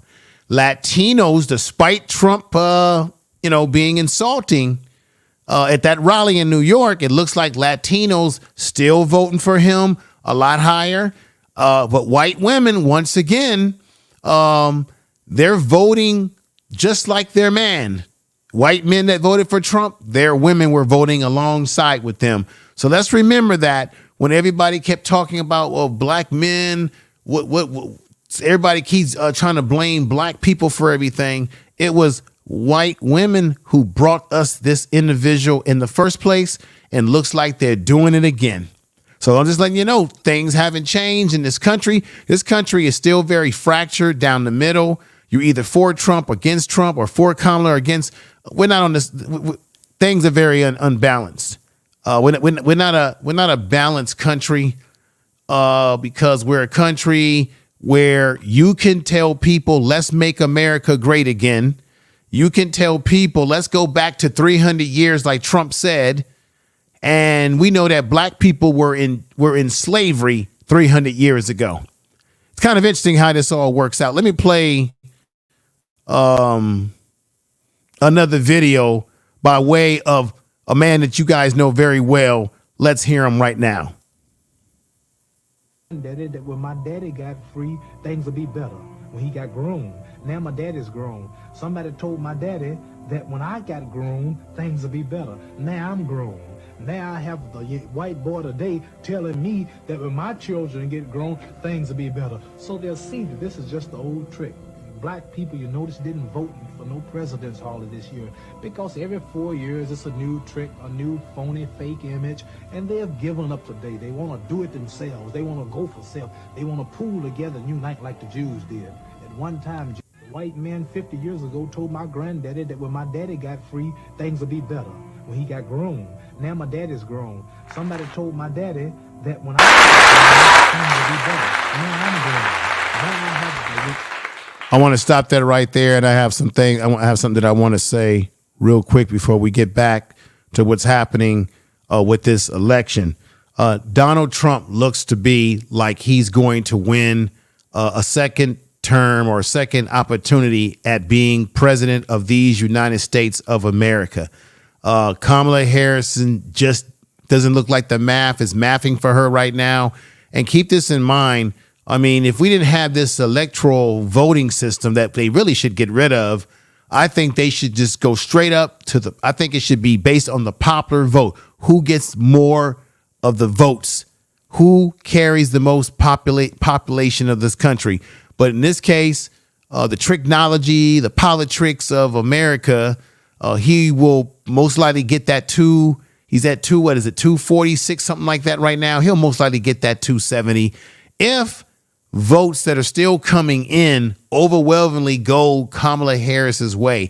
Other than that, Trump is going to look like he's going to win this. But I want to read this to you. You have black people, black men, people in this society that have gotten felonies. They've gotten felonies. For whatever reason, they've had some issues and they've gotten a felony. And when you get a felony, these are the things you can't do. This is why you know that this country is not fair. It's not balanced.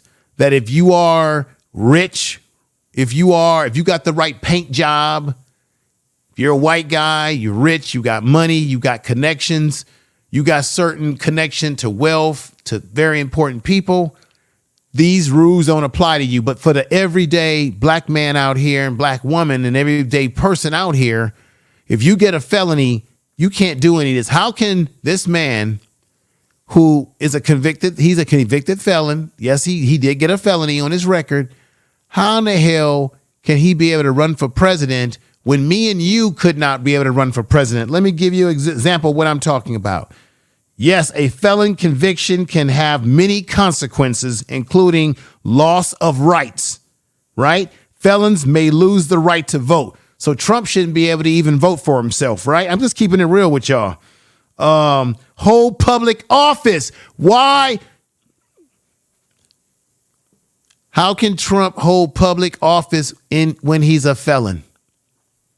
And now that if he gets back in office, you know what he's going to do. He's going to use the power of his presidency to try to get rid of every court case against him.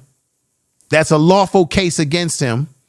He's going to be insulated for the next 4 years where they can't do anything against him because he's going to have presidential immunity. But it says right here, felons may lose the right to vote, hold public office, and serve on a jury or possess firearms. Donald Trump has been running for the president of the United States of America. And it already says that you cannot run for public office when you're a felon. This shows you the difference in treatment. Employment restrictions. Felons may have difficulty finding employment, especially for federal jobs. Isn't being president of the United States a federal job? Federal jobs or those that require secure clearance. Being a president requires you to have secure clearance. He's a felon. Private employees may also conduct background checks and what have you. Housing restrictions, travel restrictions, loss of government assistance. He's about to get the biggest government assistance now because our tax dollars are going to go to pay his salary. He's going to be able to use the presidency office like he did before to enrich himself and his own family. He's going to use the presidency just like he did the first time. I'm going to say it again. To enrich himself, enrich his kids, and what have you. Trump don't give a damn about me, you. He don't give a damn about us. But y'all can talk, he don't. He cares only about himself. Loss of professional license, loss of custody of child. Some felons often are not eligible to expungement and convictions remaining permanent on their record. So Donald Trump technically is a felon, and as a result, none of these rules apply to him. But if it was me and you, all this stuff would apply to you. I wonder if you got any of you guys that have a family member who got a felon, they're probably struggling to find a job. But this man is about to go into the biggest job in the world, which is the presidency of the United States. This is wow. What do you guys think about what I just said? It's wow to me.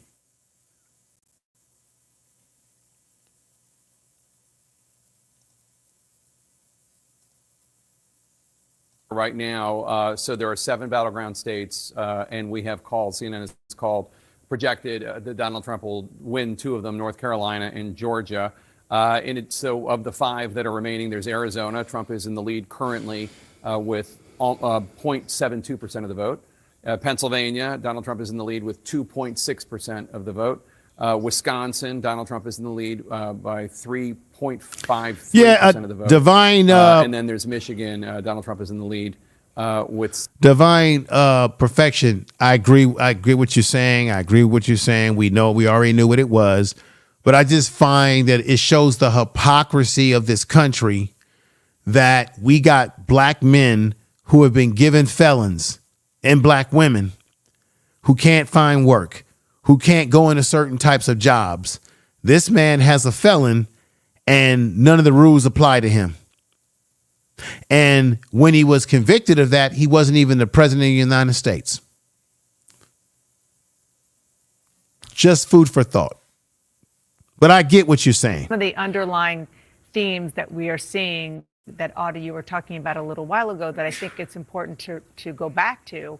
One of the things that we started out the evening with was about the women, the question about whether or not women were going to come out for Kamala Harris, Right. whether or not men were going to come out for Kamala Harris in a post-Roe world on that issue. And if you just look at, for example, suburban women, they, according to the national polls, they went for Trump. Now, ladies and gentlemen, she said, according to the national polls, suburban women went for Trump. Those the same suburban white women that went for Trump the first time around with 53%. So white women overwhelmingly still went with Trump. White women are the primarily big reason why we even have Trump in our politics from the get-go when he got in office the first time. Those same white women didn't vote for Hillary overwhelmingly, and those same white women are not voting for Kamala overwhelmingly. Those same white women are voting as a unit with white men because they want to make America white again. They're concerned about their genetic survival. Francis Wilson Cressing told us about this before. They're concerned about their genetic survival, and they didn't like the idea of, I got to be honest, they didn't like the idea of Obama being president. They didn't like, so they like, it is what it is. It is what it is. It does not surprise me. And let's go back in here. To have those votes counted. But what was very clear watching the night unfold is that rural areas voted for her in significantly less numbers than, or percentage-wise, than they did for Joe Biden 4 years ago. And could make up the difference. And who lives in those rural areas, folks? Y'all can guess for me. Who lives in the majority of these rural areas? White folks. And I'm going to tell you right now, I don't want to see, what's his name, crying on CNN. You know who I'm saying. That man right there, Van Jones. I do not want to see you crying, man. Do not cry. Don't be busting no tears. We don't need to see that. I don't want to see no black man crying on television tonight or even tomorrow night. Don't go there, Van Jones, with that crying shit that you always doing. My major difference with Donald Trump, part of a democracy is to honor the will of the people, to honor its institutions. I imagine that that's what the vice president's going to do when the final verdict comes in, if it's not a positive verdict. And I think there is a message in that. Yeah. There is a message in that. And I think it's an important message. I think the reality is Kamala Harris faced tremendous headwinds heading into this. I was riding on a bit of a vibe in a sense in the final stretch because she did feel like she had energy, but the fundamentals have been against her from the outset. Biden's unpopularity was dragging her. She had opportunities to create distance with him, and I think chose not to. I think it's a respectful thing. You don't want to throw your boss under the bus. But the reality is Donald Trump was going to blow Joe Biden out of the water, and she needed to create that distance.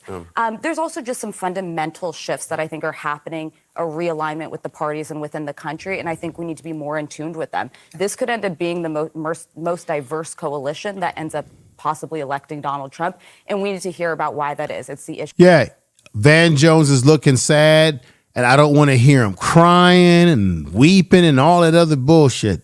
Feels very strongly about the things that Donald Trump feels strongly about, right? A secure border, the economy. Here we go with that border shit. Here we go with that. I'm getting so sick. I'm sick of the Democrats, and I'm sick of hearing the Democrats talking points.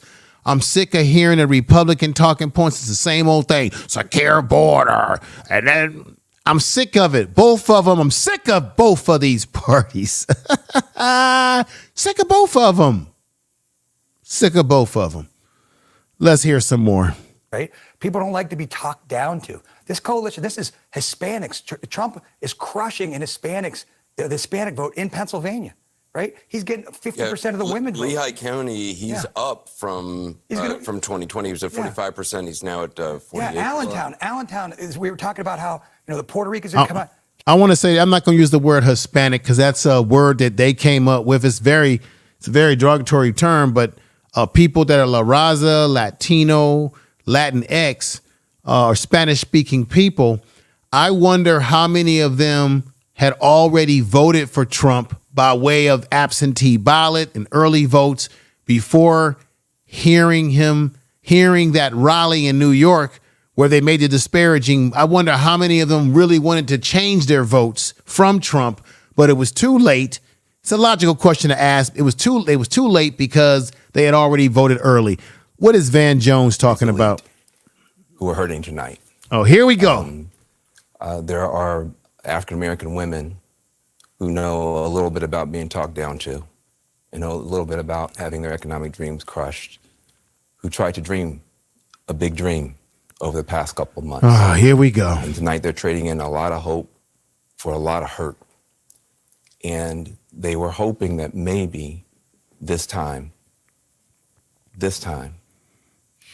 one of their own could be seen as worthy. And once again, they're facing rejection. And that hurts. Here we go. They're going to walk out with their shoulders back a little Here we go. Maybe able to breathe for the first time and feel like they belong someplace. They did everything that they knew how to do. And it's going to be harder than it should be tomorrow for them to hold their heads up. And they're not the only people who are hurting tonight. If you're a parent of a trans kid. Oh, here we go. Oh, come on, man. Your child's face was used as a springboard to power for somebody. That doesn't feel good. There are going to be people tomorrow, we're going to be handing clothes at the dry cleaners to people who don't have papers. There are going to be people who are going to be cleaning your teeth tomorrow who don't have papers. And they're terrified tonight. And so it's easy to blow this off. Oh, look at the elites. They're going to get their comeuppance. It's not the elite that's going to pay the price. It's people who woke up this morning with a dream and are going to bed with a nightmare.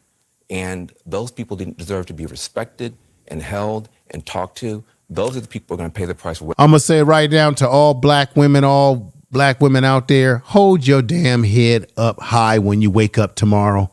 Don't let this situation be the defiant moment of who you are. We're not defined by a damn presidential election. Black women are not defined by that. I know a lot of black women. There were black women that wanted Kamala Harris to be in office, all of that. There were some that were not for her. But don't let this situation define you and who you are. Van Jones gets on my nerves sometimes.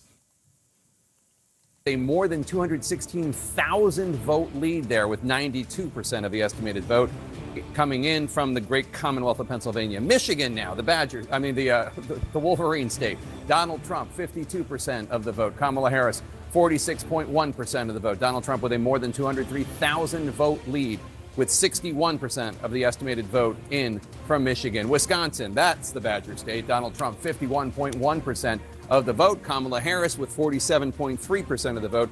Donald Trump with a more than 110,000 vote lead, with an estimated 86% of the vote in from Wisconsin. Arizona now, Donald Trump in the lead there too, 49.9% of the vote.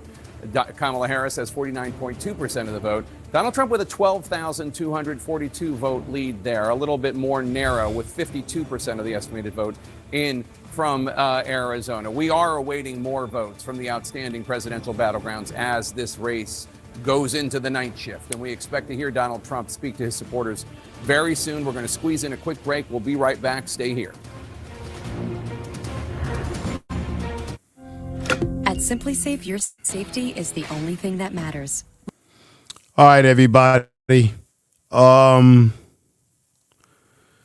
Well, everybody, it looks like that's the situation. I think I might just call it, I might end the show. I mean, there's not much more we can say.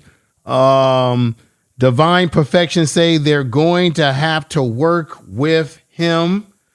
Miss Cool Jim says Trump will meet a blue Congress. That's going to be interesting. Divine Perfection say, how do you use this? Jackie Gaines says, I would never hire him as my lawyer. Empress Goddess says, yes, sir. Sad but true. Jackie Gaines says, good evening. Great show, Information Man, as always. Oh, thank you. I'll be back. I'll be back with another show very soon using my other streaming software that I normally use. I don't really normally like to use StreamYard because I can't do certain things I want to do on it that I can do on my regular streaming, my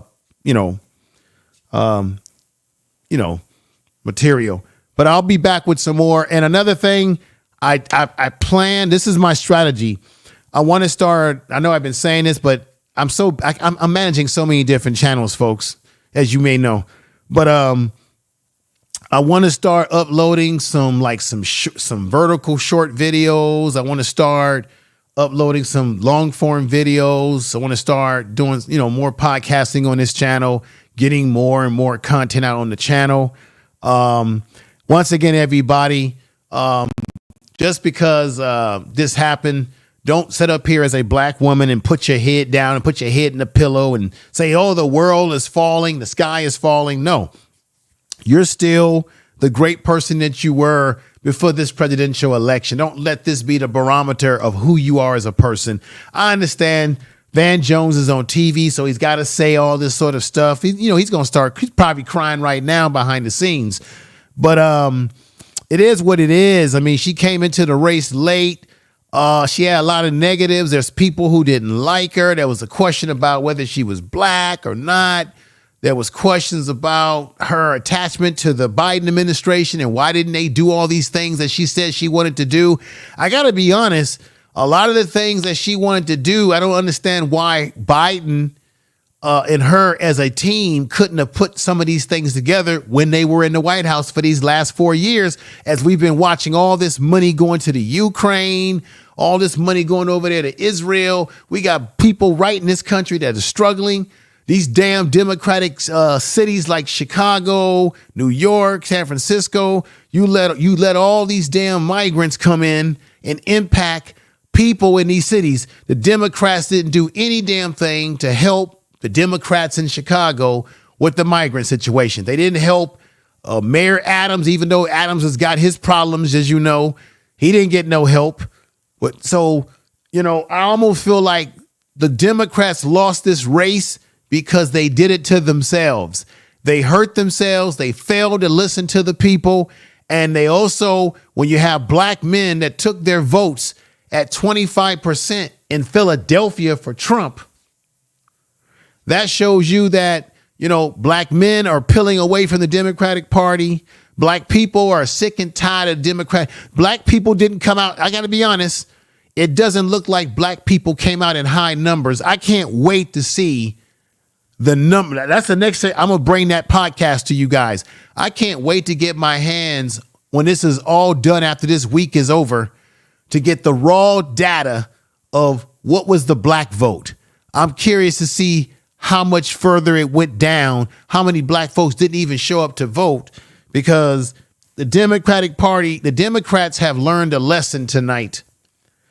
And the lesson that they better learn is that they better be loyal to the constituents that have actually supported their asses all these years, which was black folks. You can't put migrants and other people ahead of the people that are responsible for your ass being in these seats. I mean, what did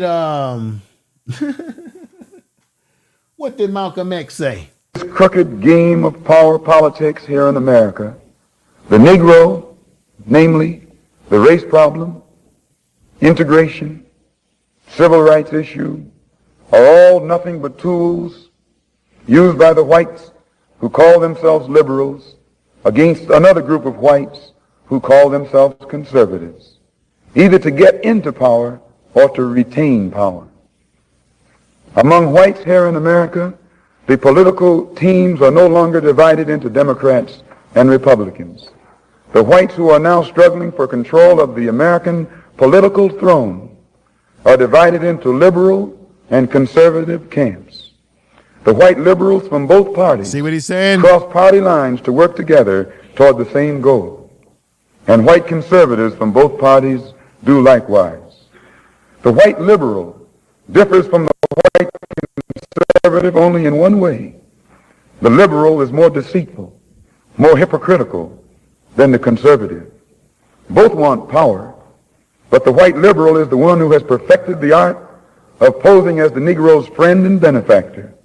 And by winning the friendship and support of the Negro, the white liberal is able to use the Negro as a pawn or a weapon in this political football game that is constantly raging between the white liberals and the white conservatives. The American Negro is nothing but a political football. And the white liberals control this ball through tricks or tokenism. That's Malcolm X. False promises of integration and civil rights. In this game of deceiving and using the American Negro, the white liberals have complete cooperation of the Negro civil rights leaders who sell our people out for a few crumbs of token recognition, token gains, token progress.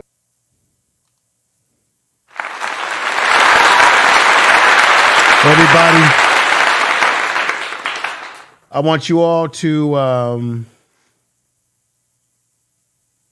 have a great night. I'll see you soon. Let's get ready to get on out of here. Take care, everybody.